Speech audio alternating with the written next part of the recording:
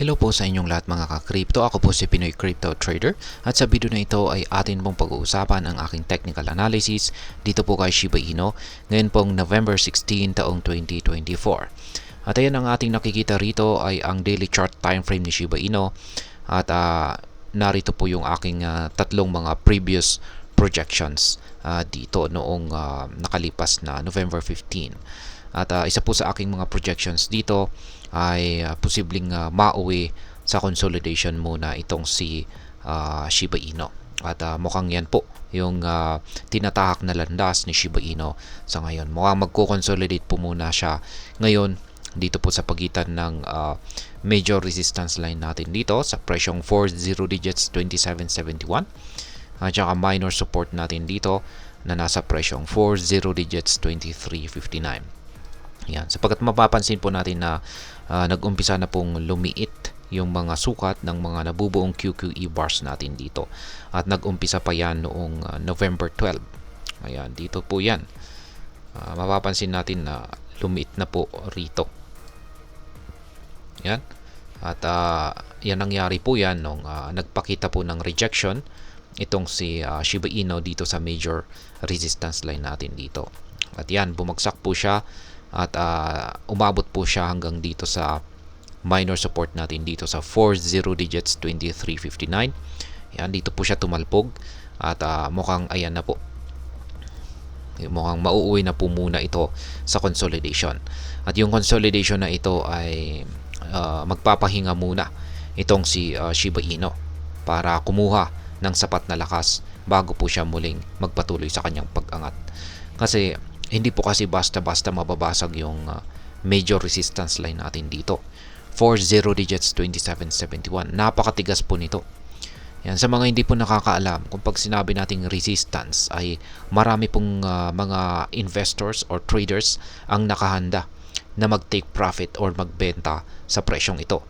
Kaya sa tuwing umaabot yung presyo ni Shiba Inu dito, ay siya po ay nauuntog. Yan, nauuntog at muling bumabagsak sa ilalim nito kasi maraming nagtitake profit sa presyong ito. Kaya matibay po talaga yan. Major resistance po yan. Napakarami ang handang magbenta nito. Kaya para mabasag ito or para mabasag at lampasan ni Shiba Inu ang presyong ito ay kakailanganin po niya ng isang masapat na or matinding bullish pressure para malampasan po niya ito. Pero wag po tayong mag-alala kasi wala pa naman po tayong signal rito na babagsak si Shiba Inu. Ayan, napaka-bullish pa rin po yung signal natin dito, lalong-lalo na yung ating Hall Sweet Indicator dito. Ayan, mapapansin natin na wala pong pagbabago sa sukat ng kanyang pangangatawan. Nananatiling malaki pa rin po yung kanyang sukat na nagsasabing isa lamang po itong correction at may balak pa siyang magpatuloy sa kanyang pag-angat sa paparating na araw. Yan, tanging yung ating QQE mode indicator lamang dito ang nagpapakita ng senyales na medyo nanghina yung bullish pressure ni Shiba Inu at ito po ay para magkaroon ng correction. Ayan, kasi kulay blue pa rin naman po.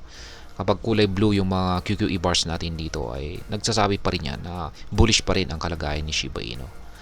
Yung yan, kung pag nagbago na po yung trend ay syempre magiging kulay red yan.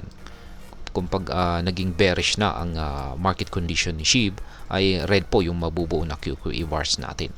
Pero habang kulay blue pa rin yung nabubuo rito, ay ibig sabihin ay may chance pa na magpapatuloy sa pag-angat sa presyo itong si Shiba Inu sa mga paparating na araw.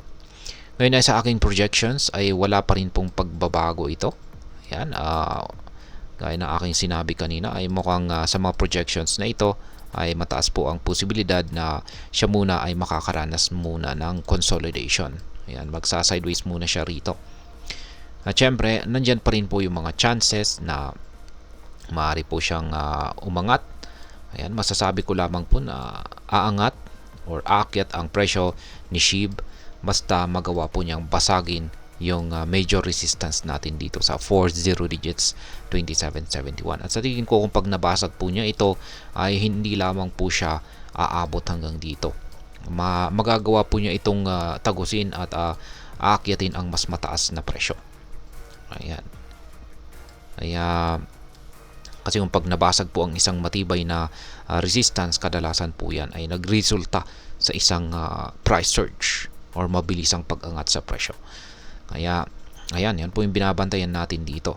At syempre, nandyan pa rin po yung risk na posibleng bumagsak pa sa mas mababang presyo itong si Shiba Inu. At possible po na umabot po siya rito sa sunod na minor support natin dito sa presyong 40 digits 2083. Kaya yan na rin po ang dahilan kung bakit meron po tayong nakaabang rito na isang buy pending order. Yan. At wala pong na-trigger na mga sell pending order natin dito. Kaya ayan po yung aking update sa aking mga projections dito kay Shiba Inu. Ayan, gaya ng aking sinabi kanina ay sa mga projections na ito ay mukhang ang nakikita ko po rito na may mataas na posibilidad na magiging galaw ni Shiba Inu sa mga paparating na araw ay mukhang makakaranas po siya ng consolidation dito. Ayan. Ngayon ay pagdating naman po sa ating mga balita dito tungkol dito kay Shiba Inu ay ayan, meron pong pag-giveaway ang Bitmart na 121 million SHIB sa kanilang mga users. Pero ito lamang po ay para sa bansang France. Ayan, yung mga users mula sa bansang France. Ayan, pero ang maganda po rito is at least may promotion po. Ayan, parang na-promote po siya. At maliban po rito ay ang isa pang balita natin dito kay Shiba Inu ay mga prediction. Mismong ang meron pong isang Shiba Inu team ang nakapagsabi na aakyatin daw ni SHIB ang presyong 40 digits 6861. Kaya mataas-taas po yan. 40 digits 68. At para magawa po niyang akyatin ang target price na yan ay kakailangan po niyang basagin yung dalawang major resistance natin dito, ang 40 digits 2771 at saka yung sunod na major resistance natin is 40 digits 4581. Yan, mababasag po ito kung sakaling nagkatotoo yung kanyang prediction dito. Ayan, yung yan po yung mga latest na balita natin. At maliban po diyan, meron pa tayong isang latest na balita diyan kung saan ay meron pong isang media outlet. Yan, nagsabing wala pong naibibigay daw na value itong si Shiba Inu. Yan, isa po itong critic. Yan, or paninira kay Shiba Inu. Kaya yung nangyari po rito ay syempre hindi po napigilang mapareact ni Ginoong Satoshi Kusama, ang lead developer ng SHIB ecosystem. Yan, kasi mukhang hindi po nag-research yung news outlet na ito. Sinabing wala raw value itong si SHIB. Hindi niya alam na maraming mga projects itong si SHIB. Ayan, marami na pong mga na-develop na mga projects sa ecosystem ni Shiba Inu. At yan po ay syempre yung Shibarium. Nandiyan na rin yung Shiba Swap. At syempre yung mga iba pang mga paparating ng projects tulad ng SHIB the Metaverse at marami pang iba. Kaya ayan, yung mga yung karamihan po kasi sa mga kritiko hindi po sila gaanong nagre-research. Yan, or hindi po sapat yung kanilang research, tapos gumagawa na sila kaagad ng mga wrong information. Kaya ayan, hindi po lahat ng mga balita ay totoo. Kaya dapat ay mag-fact check na rin po tayo. Ayan, double check na rin po tayo. Huwag po tayong nakarely sa iisang source lamang ng balita. Check na rin natin yung iba kung ano nga ba talaga yung totoo. At ayan, para sa mga bago lamang po rito ay check na lamang po ninyo ang description ng video na ito para malaman kung anong platform at mga indicators ang ginagamit ko dito. At hanggang dito na lamang po tayo sa video na ito mga ka-crypto. Marami pong salamat sa panonood. Ingat po tayo lagi at God bless po sa ating lahat.